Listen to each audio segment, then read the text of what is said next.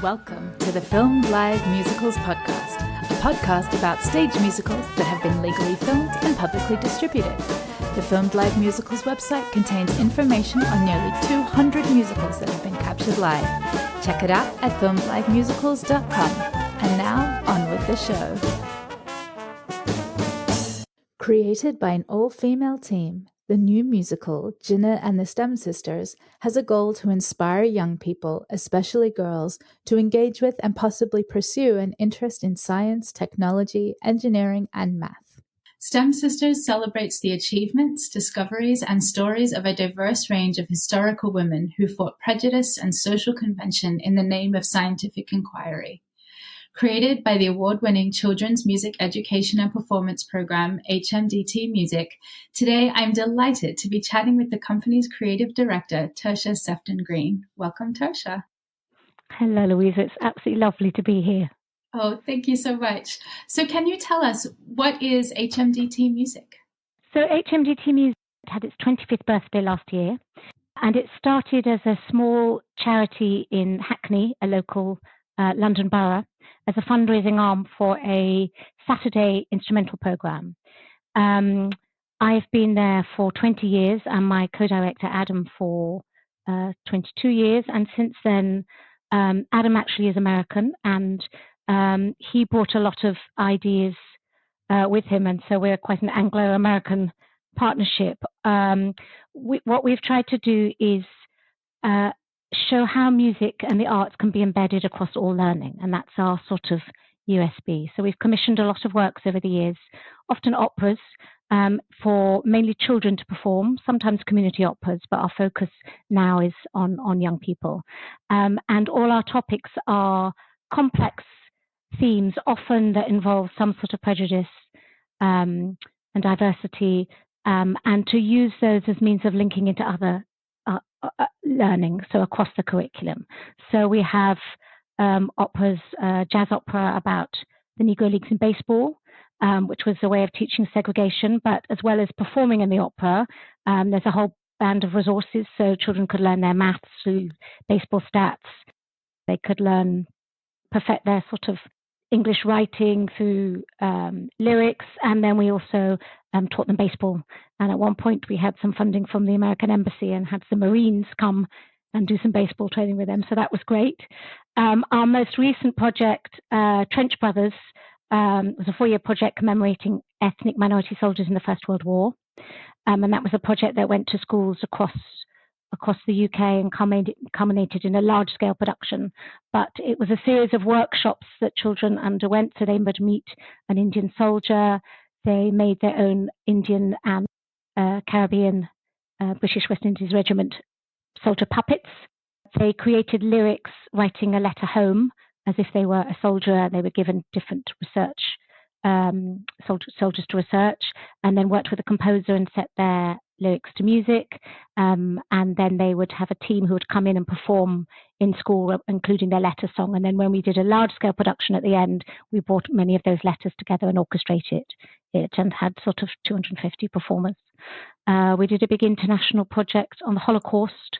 That was a libretto. Trench Brothers was also a libretto I wrote, but the Holocaust Hero Voice was children's writings that I'd researched, poetry, letters, diaries written by children during the Holocaust, bringing them together in a piece. And we worked with children in London, Nuremberg, and Prague, culminating in a piece where children from all 3 countries toured all 3 countries, along with artwork. So we do lots of varied things. We also work in prisons using music to rehabilitate young offenders.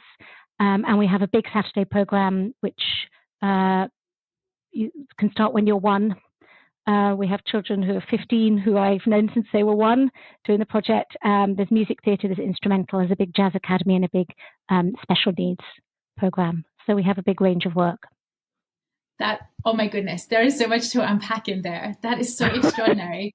The thing that grabbed me, I would have loved as a kid for professionals to come in and help me write music and then perform it on a stage. That sounds so empowering and exciting.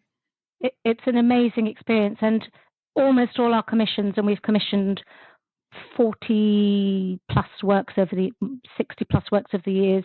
Most of them are start as a devising experience with participants, with young people, because it gives an ownership. It is empowering. The Holocaust Project was all about children's voices today responding to children's voices, and so they were really instrumental in bringing those words to life in ways that resonated with them. So it's an amazing process. Actually, were you able to get a sense of what the kids got out of it at the end, like their sense of history or their sense of empathy? I mean, obviously, like the practical skills of writing and research, but were you able to kind of get a concrete sense of how it impacted their view of the world? That's a great question. Yes. So obviously, in terms of sort of filling funding reports and ticking boxes, we've got lots of different evaluation methods that go on along. Sometimes it's writing things, sometimes it's videoing conversations, talking to children. But I think what is definitely a sort of feedback that pervades all of it is what we try and do is take big subjects, but deal with individuals within them. So with the Holocaust, you were learning one child's story, and with Trench Brothers, it was one particular soldier's story who you got to know as far as you can get to know. With Shadow Ball, we dealt with individual characters, and that's what also with STEM Sisters. So that in getting to know individuals, the response is always that there's a different sort of empathy. It's impossible to understand 6 million, but it's much easier to understand and identify with a child of your age, or a historical woman, or a specific, whatever the subject is. So yes, I think we have had a lot of feedback about how it's changed people's views of large-scale issues, whether it's anti-Semitism, and understanding, particularly for British children, of segregation, because it's something that's an anomaly here, that isn't talked about and isn't known, even though, of course, we're still always dealing with issues of racism. Yes, it brings a different sort of awareness of situations and experiences by sort of living through them as part of the project. Bringing that idea of the specific is actually universal. The more specific it is, the more universal it is. Exactly. The smaller it is, the bigger it is, in a sort of, yes, absolutely. Oh, I love that poetry. And so what a powerful program for children to have access to, that it's not just, I put just in inverted commas, not just performance, but that there's writing and music and research that is part of it. Absolutely. And actually that all their curriculum. So over the years, we've developed our resources further. So for instance, Trench Brothers, we wrote 90 lesson plans. So you could do all your maths and all your science and history and even your religious studies and PE through the themes of the piece. And that's something that personally is hugely important to me, because it also has raised academic achievement. We've had schools saying, how it's turned around their teachers' thinking, because not everyone is good at behind a desk. But when you bring, if you are good on a stage, or things that a lot of the children we work with never had the opportunity to do, so they haven't realized is a skill. And then because you're interested, you can bring that back into the learning. So it's a sort of full circle way of learning, so that hopefully it appeals. Different elements appeal to different people. With Shadow Ball, our baseball opera, lots of kids didn't want to sing, but they love playing baseball, and that brought them in from a different angle. And so it's just showing how huge an impact the arts can have across all areas of learning. You can learn your maths through writing, writing music, through rhythms. You can bring dance into to history. You could, there's all sorts of, a little bit of creativity goes a long way. Oh, that is so inspiring and very exciting to think about education in this way, this like organic, very rounded, bringing multifaceted way as well. Do you have a background in education? So my background is I did an English degree at Cambridge and then went and trained to be an opera singer. So I spent quite a bit of time doing that, and then started working as a singer in education departments and opera departments. And then I started writing quite a lot of resources. And then I won a Churchill Fellowship and went to look at primary school or elementary school education, opera education in the States for 2 months. And as a little personal history, that I met my husband, who is my co-director now in the company. We work together. And so that sort of Anglo-American inspiration went further than planned. And that's how I sort of got into education. He was director of education at San Diego Opera at the time. So I don't have formal training in education, but I've written our resources for 20 years. So I know something about it. And when so for STEM Sisters, I commissioned proper science educators, because that's not my area of expertise at all. For other projects I've commissioned, I often commission the art and design and technology, maths. So yes, I'll bring in specialists and experts. So you had HMDT music, you had these huge projects that involved lots of children and traveled very widely. And then in 2019, you made the decision to switch to something much more small scale with STEM Sisters, just a 2-person show. What inspired, and this was pre the pandemic. Absolutely. So, it was extremely good timing, but it wasn't. It was fortuitous. So it's a combination. So when we started our projects 20 years ago, we would go into a school for a month with a team of 3, and they would work there every day, and teachers would let us work with the children when we needed them, and then they had resources that supported the project to work on alongside. And that was expensive, and we managed to get funding, so schools contributed, but it was heavily subsidized. As the years have gone by, and as our education system has become more and more stringent and less creative and more tick box, it's been harder to find the funding, but also really sadly harder for schools to give up the time. They're always concerned about, we've got to do this, we've got to do this. And so Trench Brothers was a new formula by which they had 5 workshops, and we'd come in for a day and complete the project together. And actually it was, but they'd have the resources alongside along the term. So it wasn't intrusive into what else they needed to do. It enhanced what else they needed to do. But again, it's quite expensive. We went to 60 schools. It was a fantastic tour, but it's quite a lot. So we wanted to try and find something that would be a bit more logistically viable, but that could reach more children. And we came up with the idea of, so alongside seeing the show with STEM Sisters, they do get science workshops in school, and again, a whole bank of resources.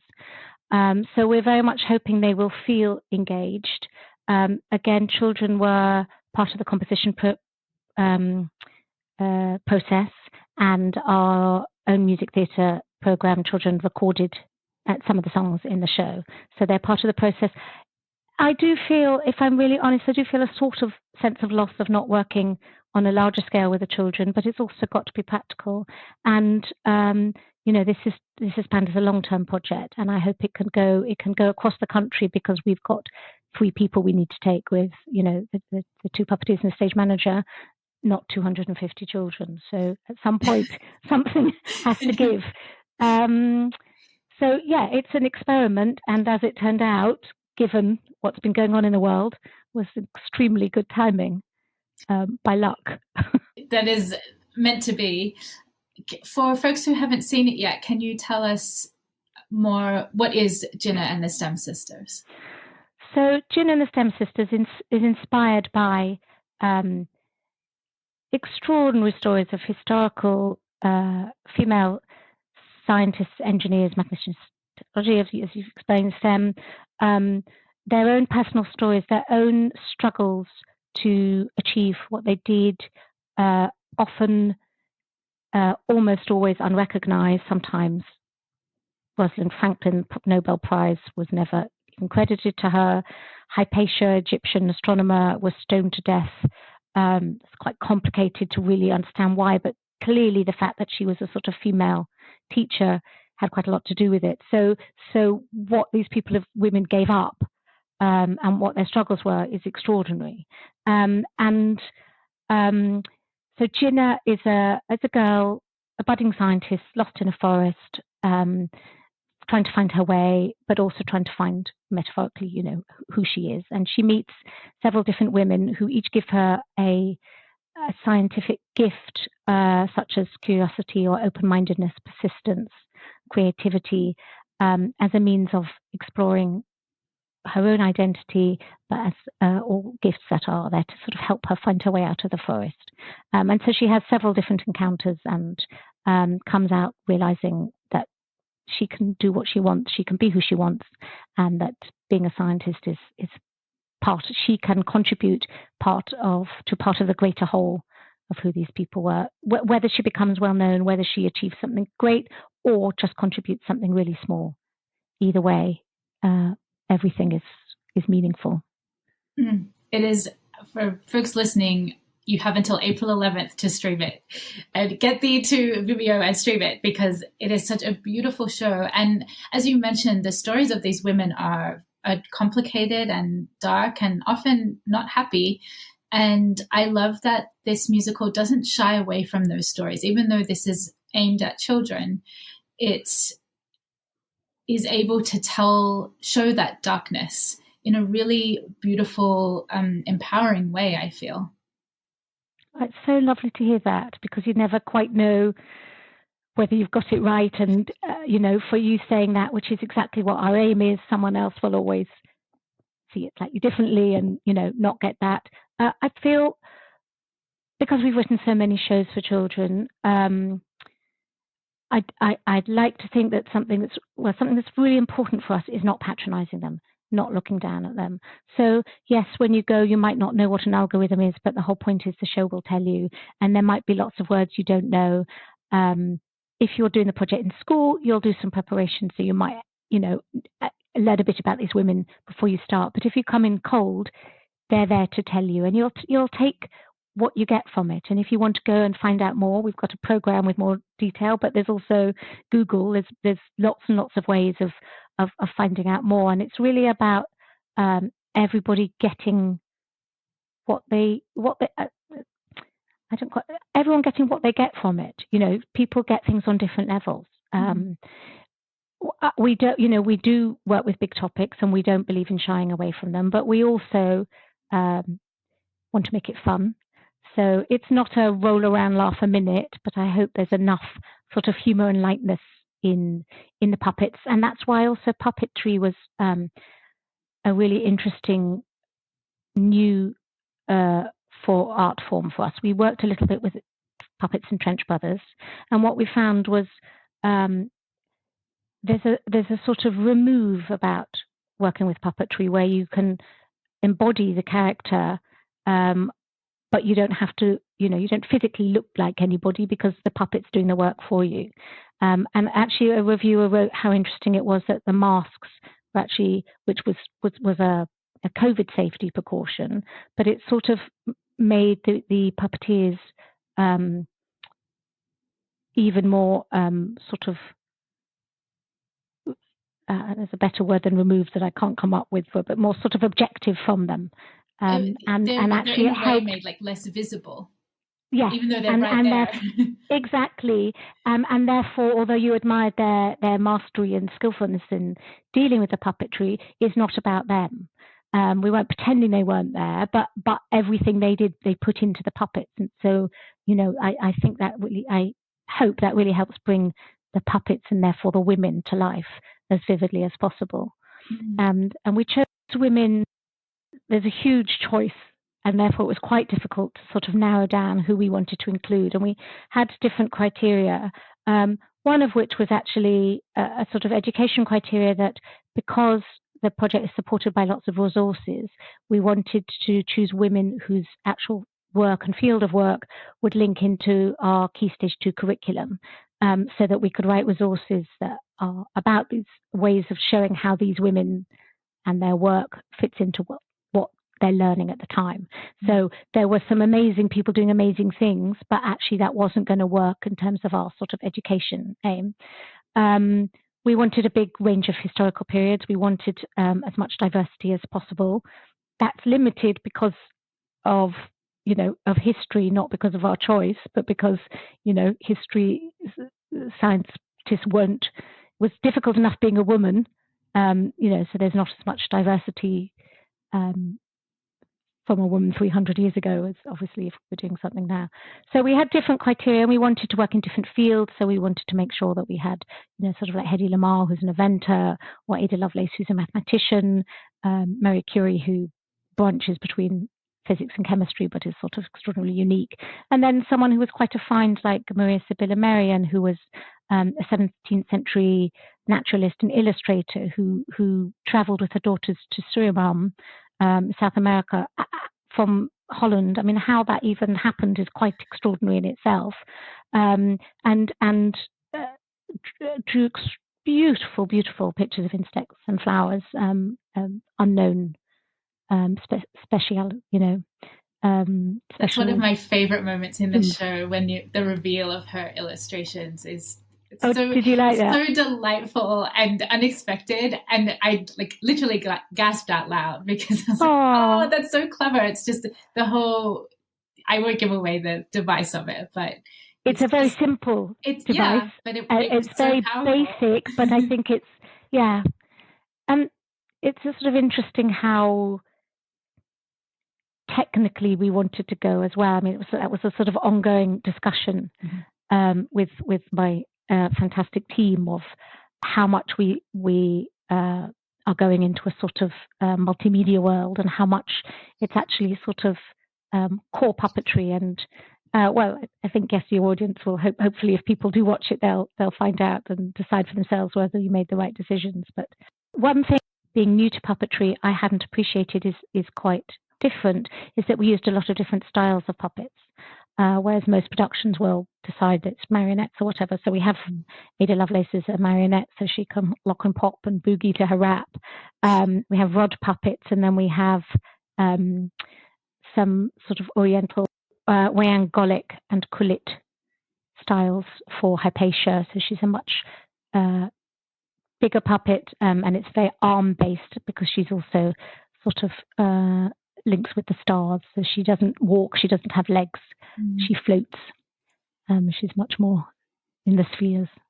The puppetry is so beautiful, and from what I read in the program, it's several different people that created the puppets.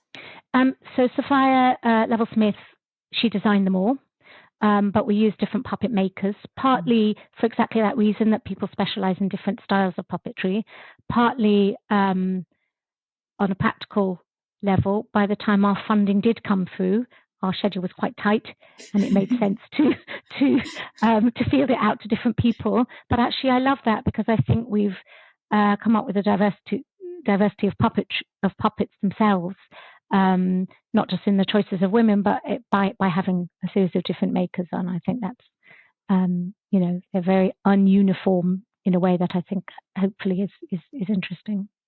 And the designs are stunning. Like you mentioned, Ada Lovelace's dress, the way it moves is so fun and just delightful to watch. And Hypatia's dress, also the lights are so beautiful. Her dress has fairy lights underneath it, and it's very effective. I'm curious if I noticed that most of the production team and creative team are women. Was that a conscious choice? It was very much a conscious choice, and a really exciting choice, because some of the women we've worked with before, but some were new to us, and I love putting teams together, and I love working with and meeting new people. And it did have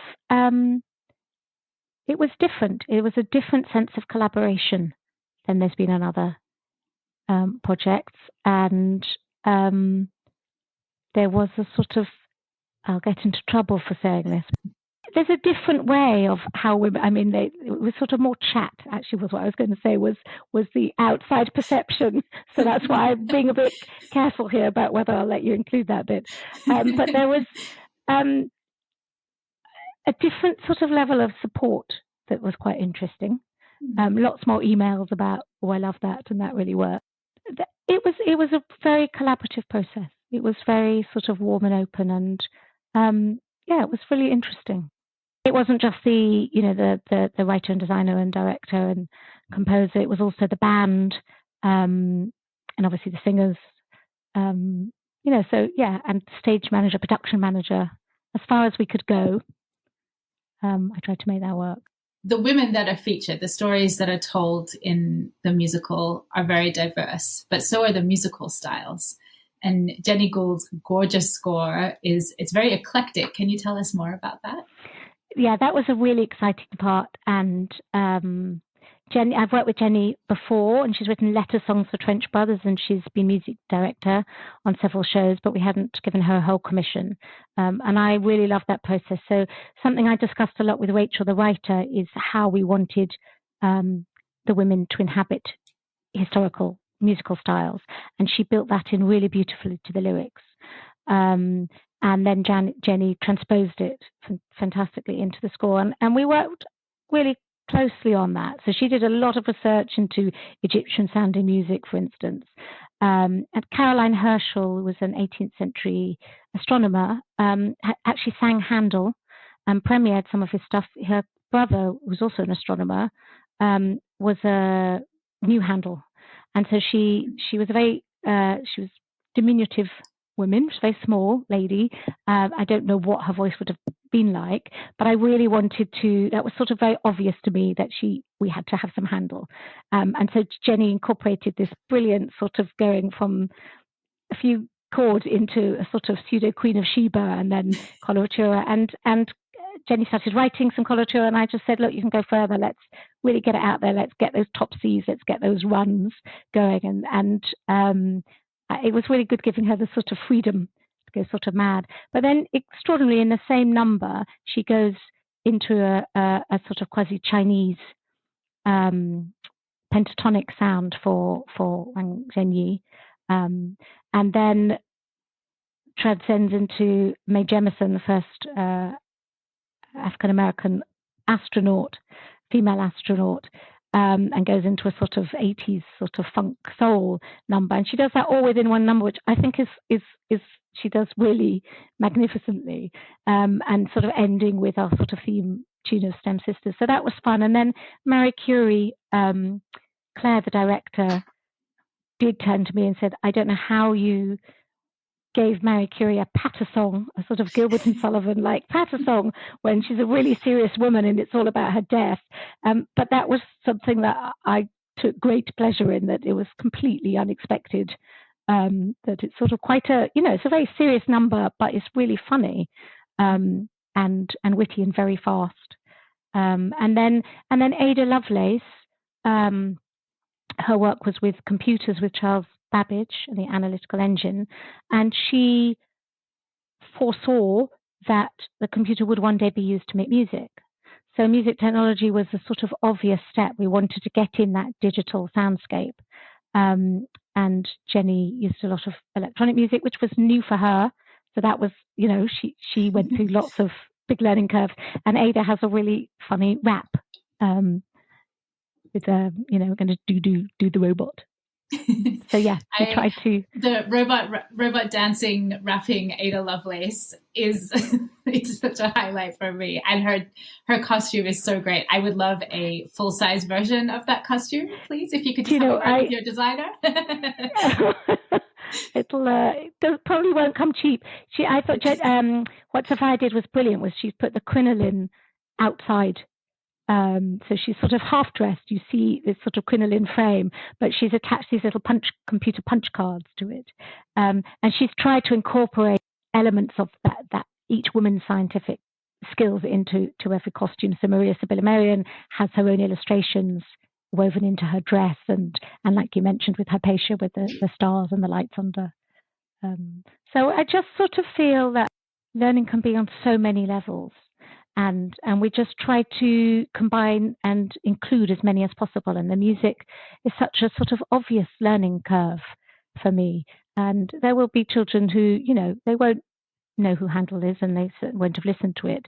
But, somewhere subliminally you'll sort of take in these different soundscapes, and you might not necessarily know what they refer to. But hopefully there comes a point of recognition at some point in time. And even if it's not obvious, it's part of the whole world that you're embracing, the historical world. Mm. And you mentioned much earlier that you had the children's chorus on the recording for this show, and some of those children have been with the company since they were babies. They have.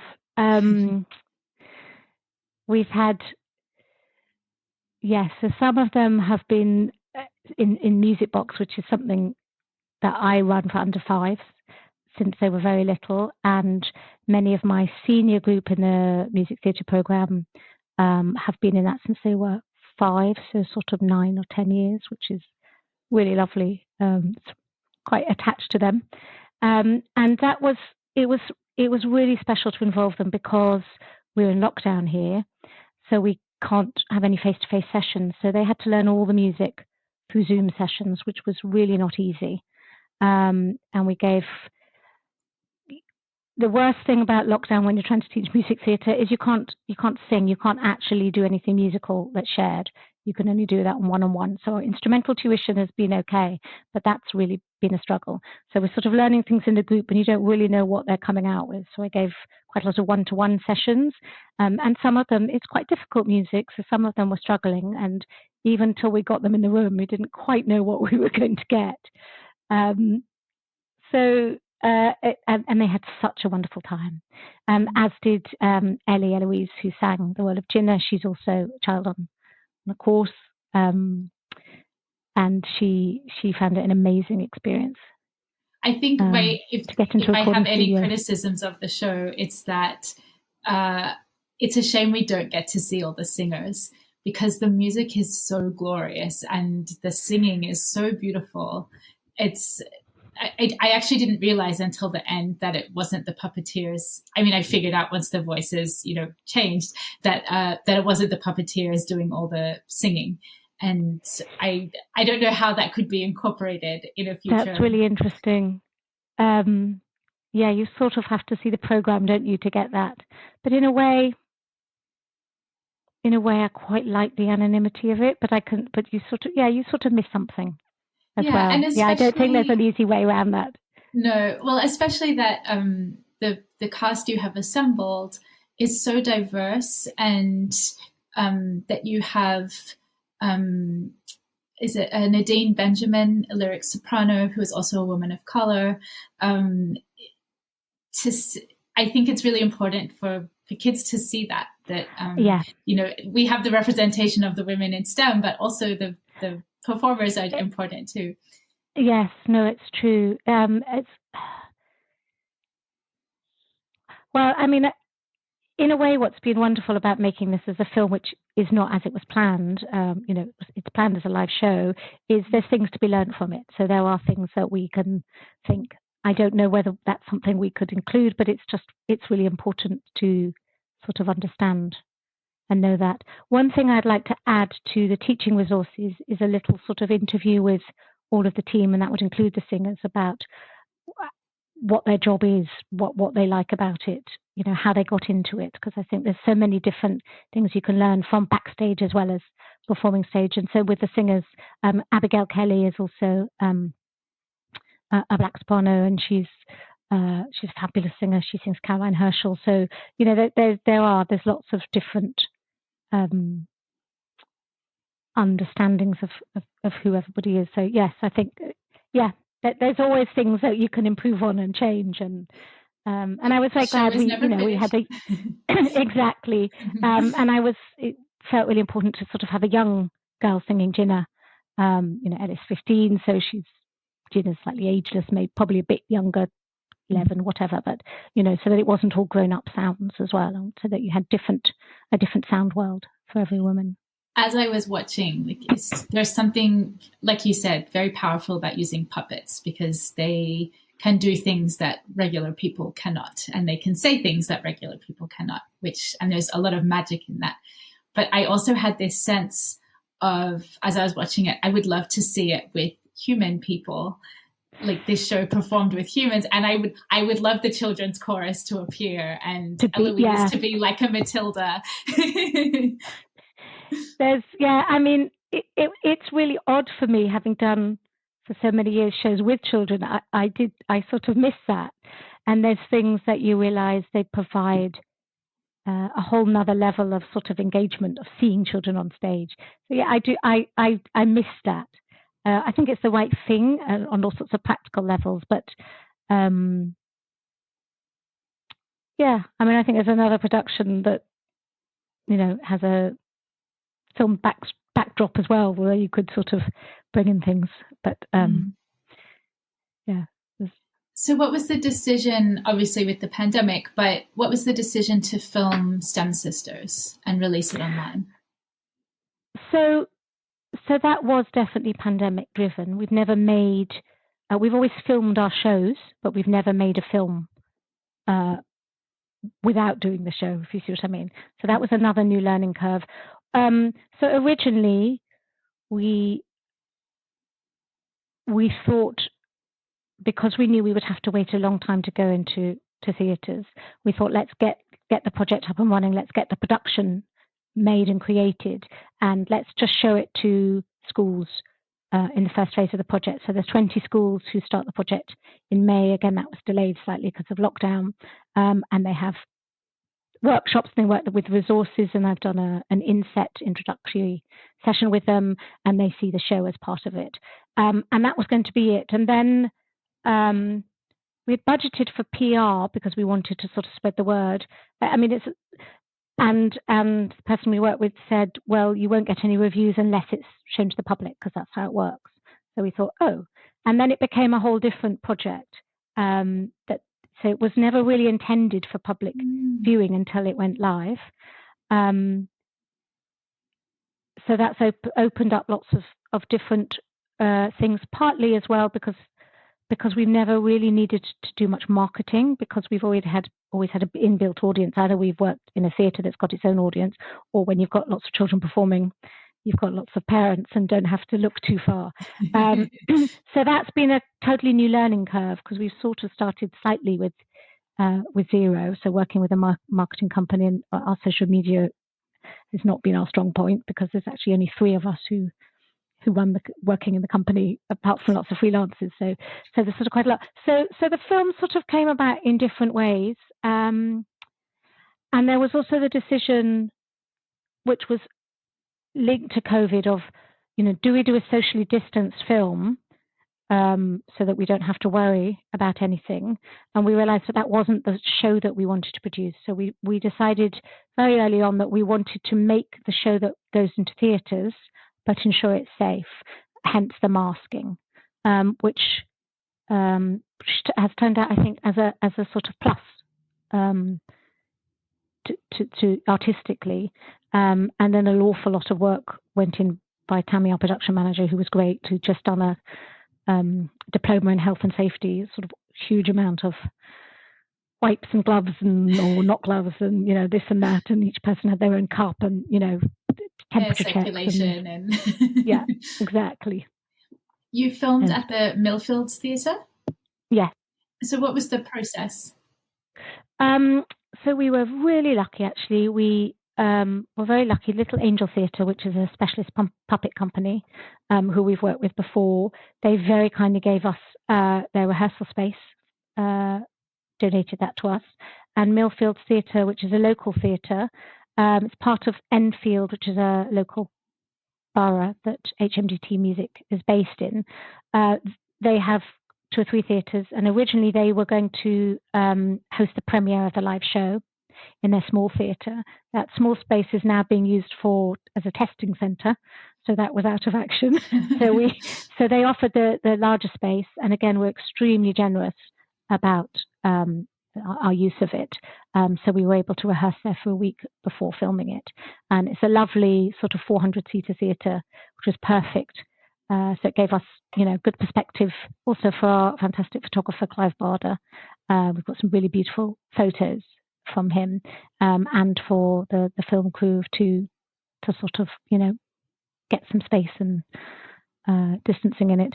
And basically we sort of rehearsed the show, teched it, got the final recordings, and then just spent 2 days filming it.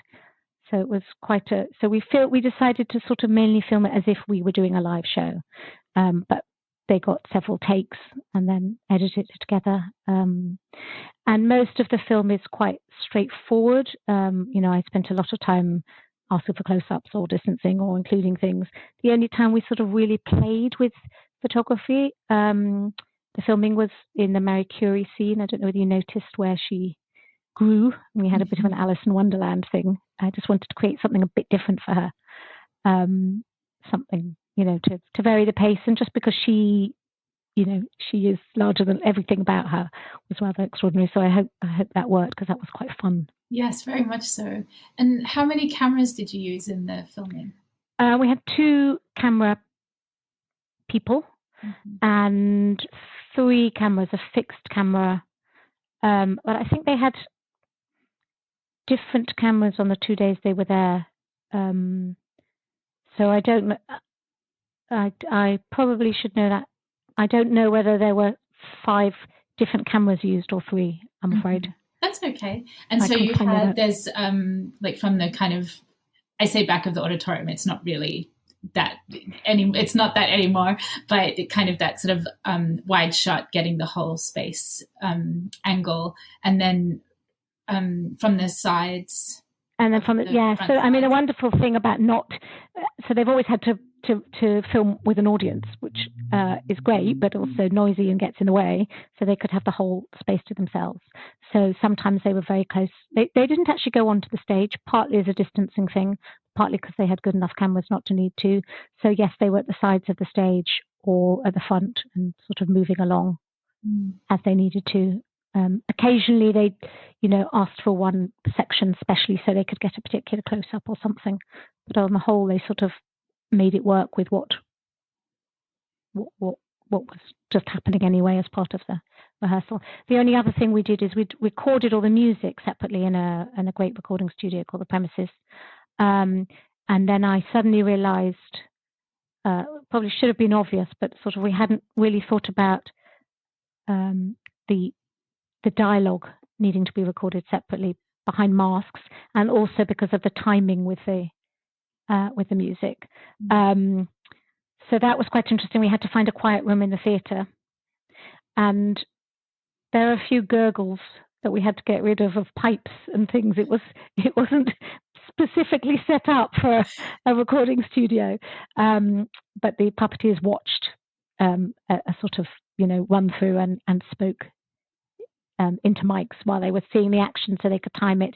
And of course, the sort of advantage of a mask is that we didn't have to sync everything perfectly. So it actually worked quite well, and we got a much better sound quality than we would have done had we not done that. It's edited so beautifully that honestly, it took me, I don't remember how long, but it took me a while before I realized, actually the music is pre-recorded. It felt live. It feels like it's happening in the moment. Like I said, it took me a while to realize, wait, these are multiple voices that aren't coming from these 2 women. That's really great to hear. I didn't really know how well a film would resonate. I mean, there's nothing that beats live theatre, but films do offer you, other options. They offer you different ways of seeing things. Particularly, I think, with a proximity with the puppets and the delicacy of them. I think there is, you get to see, there's an intimacy. And getting to see that beautiful detail. Yes, that I mean, we will only ever perform it in small auditoriums, but even so, the sort of film gave another perspective. So it's really nice to hear that the music didn't feel extraneous, that it felt sort of part of it. Oh, very much so. And like I said, if I were to see it live, I would love to have it all be live. I would love the whole orchestra, the band, and all the voices. I want to be able to see them too, even if they're separate. I mean, it becomes a whole other production. But and I see the dollar signs just running. I was just going to say, show me the money, whatever that film is. And with your previous recordings, were they for archival purposes, or are they available somewhere? Some are, I don't know whether any are, I think Trench Brothers is on our website. and maybe Shadow Ball now. So they were for archival purposes. Really, they were to give to the performers. And we used to make these very beautiful packs, pre-digital. We've been incredibly lucky for years to work with Clive Barder, who's a really renowned performance photographer, sort of worldwide, who's fantastic and is also a friend, and therefore we're very lucky to work with him. So the quality of what we've produced has been amazing, and we also work with an amazing graphic designer, Raphael Whittle. So I am very proud of how good our stuff looks. So we used to produce these gorgeous things, which is now online, and so yeah, the main purpose was, yes, records archival, but also to give, to all those performers who'd worked so hard, a sort of memento. But we have started to realize that, we've got some great things that we should put out there. And if we can work out a sort of the marketing, we should show them. I mean, actually, Shadow Ball, I think, would really, really resonate for an American audience. It's a really fun show. There's one adult, Cleveland Watkins, who's an amazing jazz singer, but lots of great kids. And these are not kids who are auditioned. They're kids who are in a school, takes classes in the school. And so you get a sort of, you get everything. But there's an amazing amount of talent and energy. And it was a show they had such fun doing. And yes, we realized that we should start to work out how to, we're selling this film on Vimeo, just on our own website. So that was an interesting sort of research to work out the best way of actually showing the show, the film. And we have other shows, Shadow Ball and Hear Our Voice, that should have a wider audience. Where we struggle is there's three of us. And we're always trying to, I've got to run all the projects, and I'm the main fundraiser, and I conduct them, we just never quite have the time. And I think it's a weakness of the company to take what we've done and get it out there. That's something, I think if I had a wish list, there would be a fairy godmother who comes and helps us sort of do that. Because, I think we've got some shows that would be of interest. And even though they were filmed differently, they're still very good quality films. Certainly as a result of the pandemic, a ton of shows have been made available online and to the general public, like you said, that haven't been made available before. Do you think that as a result of the past year, that streaming or filming shows for public consumption will be a part of HMDT's model going forward? I think it needs to be. And I think we need to, as I say, work out how to use what we've got, but also think about going forward. I do think, as I've mentioned, we suffer from not having an inbuilt audience because we're not a venue.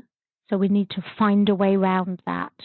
But I think, the sort of old adage, out of adversity comes something or other. We've learned a huge amount this year. It's been very difficult for everybody. But it has been really interesting creatively to think outside of the box and realize how much more you can do in ways that we would never have dreamt of, like this film. I suddenly thought, well, we don't have to sit and wait. Let's do this. And now we've done this, we know how to do it. And therefore, you start using.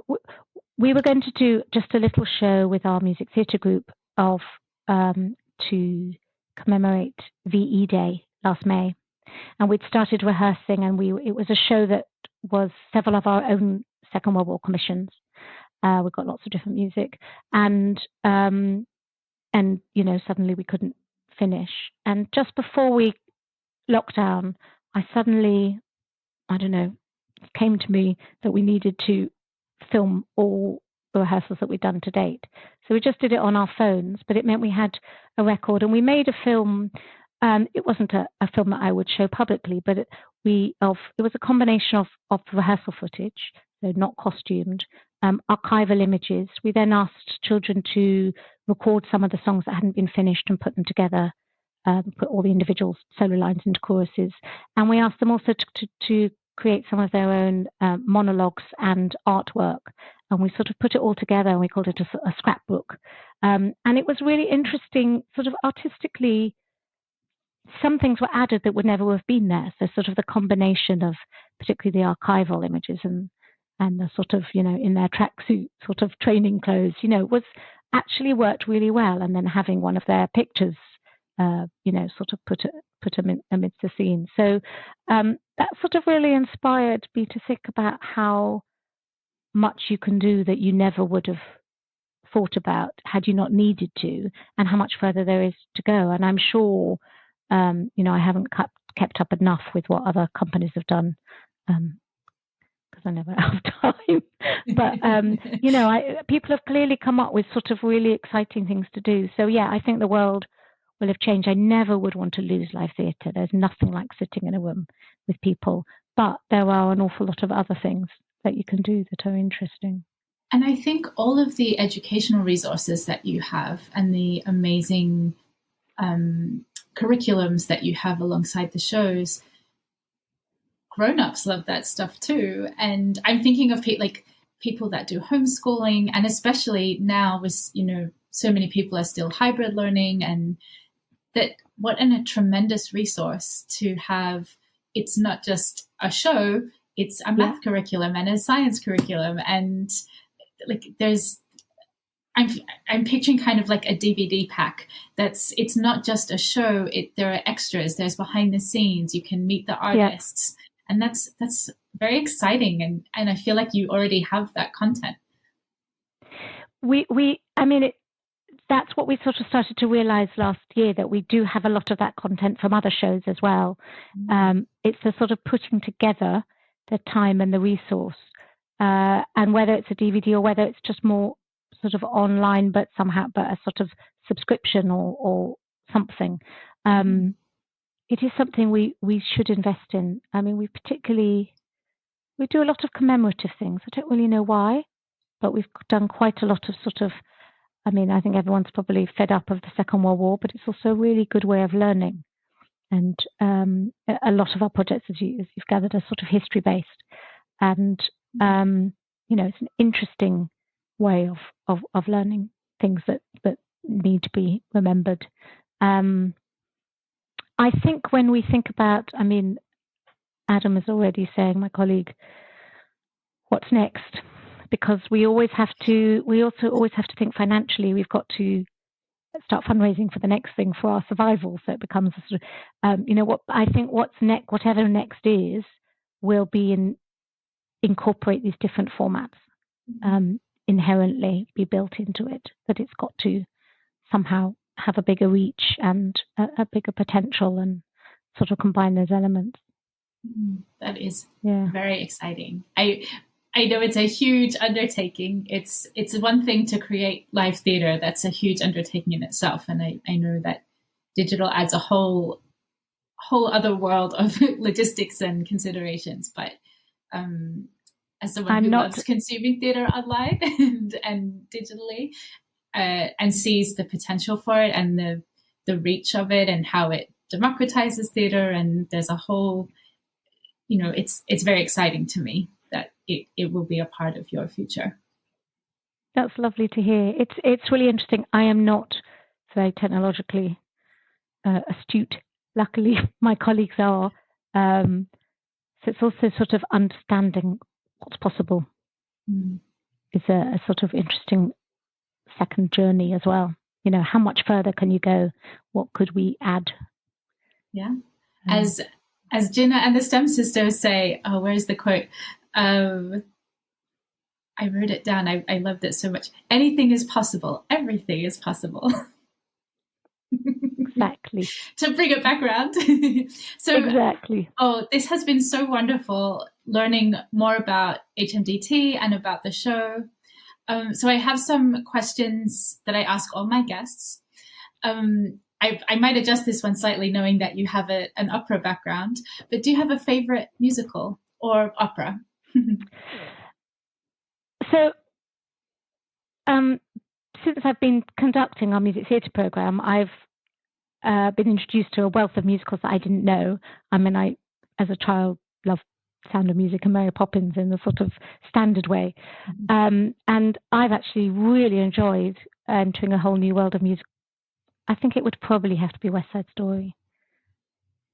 I think it's absolutely fantastic on all levels. It's brilliant score. I know Bernstein doesn't like the words anymore, but it's a brilliant.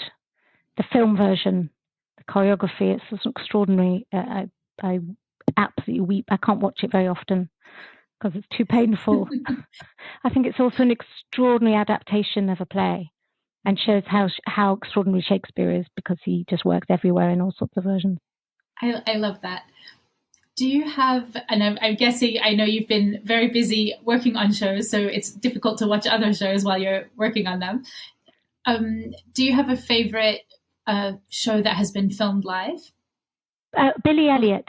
Oh yes, Billy Elliot. Billy Elliot. Oh, I love that capture. It's absolutely, it's brilliant. It's so good. I'm really annoyed for some reason I never saw it live. But so I've only seen the film version, so I hope that counts. Absolutely. On your question. Yes. But it's really wonderful. Yeah, totally agree on that one. So you referred to Jina and the STEM Sisters as a film. And like you said, there's nothing that replaces the live theatre experience. So when we film a live show, it's not exactly theatre and it's not quite a film either. So what should we call it?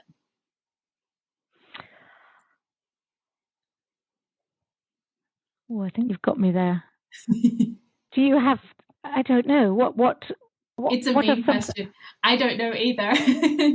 It's something I'm obsessed with, that I think what you've created with Jina and the STEM Sisters it's its own thing. It's not quite the theatre show, but it's not the Sound of Music like the and it's not version. It's not an on location. It's very much a So it's a very good in question. Between. Yeah, I don't have a good answer to that. I think that's okay. Food for thought. Where do you stand on bootlegs? Artists need, to earn a living. So anything that takes away from what was, from most of them, something probably a very meager payment, is a bad thing. So I would say I'm, against that. I've never been asked that question, so it's a fascinating question. I do believe, as many people as possible should see things, but I don't think it's necessary to steal in this day and age, and things can be found, at very reasonable cost. So no, it's a no-go. What do you wish had been filmed? I think I don't know enough about what I've seen, whether it has been filmed or not. I think probably I don't have... Oh, I know what, actually. An amazing production by Trevor Nunn, quite recent production of Fiddler on the Roof, that was done in London. Saw probably a couple of... I've lost sense of time. I think 2 years ago, where we were lucky enough to be sitting in the stalls, and he had made the whole of the stalls into a little shuttle. So you were sort of sitting in the village. It was shuttle, wow. even. Sorry, not shuttle, shuttle. Get that right. And so it was, again, a very intimate theatre, which musicals are not often done with. So, you were really part of the action. It was absolutely brilliant production. I think shtetl, how do you say it? It's going to bother me now. Shtetl? Yeah. Shtetl. The shtetl. You were sitting in this little village in the auditorium. You were part of the community. And I think that would be an amazing film, because there'd be a really brilliant way of incorporating sort of both. As far to my knowledge, it hasn't been filmed. I wish there was a production 2 years ago in New York. I forget the name of the company. Volksbeen. They did a production of Fiddler all in Yiddish. And oh wow! I've seen Fiddler, it's just one of those shows that everybody does, and you've seen it 1,000 times, and I know the movie and I know the score, and it felt like watching it for the first time. It's so... I can imagine that. Extraordinary. Transported there. It's so real. And it didn't matter that you didn't understand it because you knew it? There were subtitles. Oh, right. Yeah, but it was so powerful that I wish that one had been filmed. Yeah. Yeah. Finally, what would you like to see filmed in the future? Oh, well, actually, I think that is Matilda, because I believe they are making a film of it. They're in the process. One of my colleagues who's been working with us the last few months, really luckily, we've been able to work with him again because he's the children's music director on the London show and hasn't been able to work on it. So I believe that it is being made into a film. I think it's a really brilliant musical.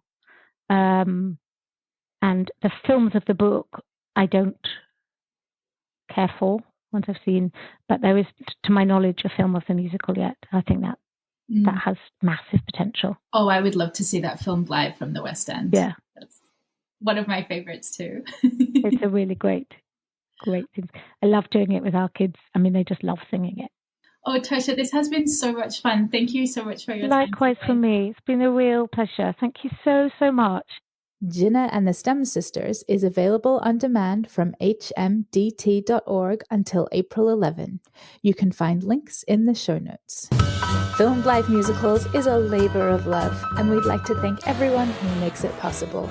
Thank you to our patrons Josh Brandon, Mercedes Esteban, Rachel Esteban, James T. Lane, David Negrin, Jesse Rabinowitz and Brenda Goodman, Al Monaco, David and Catherine Rabinowitz, and Beck Twist for your support.